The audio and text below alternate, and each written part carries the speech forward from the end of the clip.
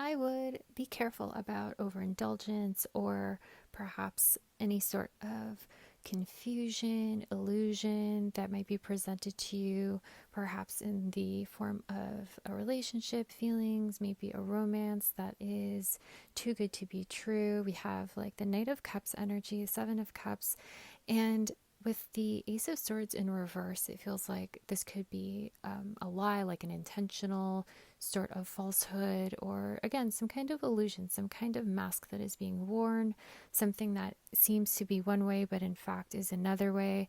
This might seem like a carefree sort of dalliance, and it might not seem like a big deal, but in fact could have you behaving in a way that could really mess with your finances. It could mess with your stability. You know, we have the Queen of Pentacles, which is fantastic. It's about like pleasure and abundance and femininity and whatnot. And then with the Nine of Pentacles in reverse, that's like, oof, like your money's turned on its head. Like you might not have as much to play around with. You might not have that like extra to like on hand anymore, or might slow your finances down. It might take from you in some way.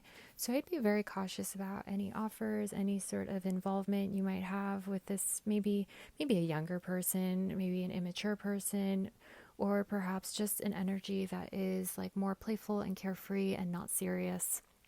Well, there's nothing wrong with that type of energy.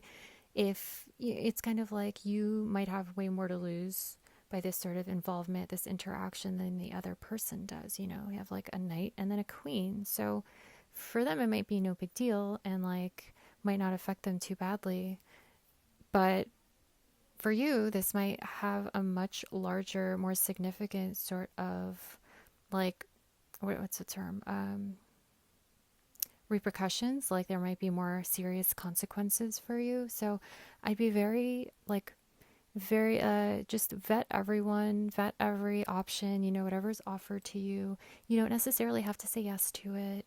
Be wary of what is withheld, what is not spoken, what is hidden, because it could really stick you into a trap. You know, if we add these up, we get the Eight of Swords, and that is like a self-imposed prison. So you might walk into this kind of naively thinking, oh, like this seems like fun, this will be a good time, you know, it's fine if it's casual, whatever. But in reality, maybe you get more involved emotionally than you anticipated. Maybe you like really fall for this person, and then what sort of like lifespan does this relationship have? Does this interaction have? Can it go the distance? Like you might just get in too deep, and you know, you don't want to be the only one feeling that way, right?